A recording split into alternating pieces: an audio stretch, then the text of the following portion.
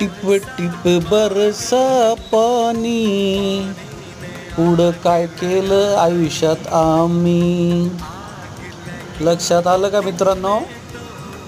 दरवर्षी आपण पाहतो की पाऊस होतो, पत्र्याच्या पानाळी वाहतात, रानं वाहतात, वडे नाले ओसंडून वाहतात आणि आलेलं पाणी निसर्गाने लाख मोलाचं असंच फुकट वाहून जातं. आणि आपण मे महिना आला, एप्रिल उलटला की फक्त पाणी नाही आहे प्यायचं, दुर्भिक्ष, टँकर वगैरेसाठी बोंबा मारतो. पण आपण जलसंधारणासाठी किंवा बोर पुनर्भरणासाठी, विंधन विहिरींच्या पुनर्भरणासाठी आपण काय उपाय केलेत का? शोषखड्डे असतील, नाला बिल्डिंग असेल किंवा बंधारे वगैरे, कमेंट लिहा नक्की.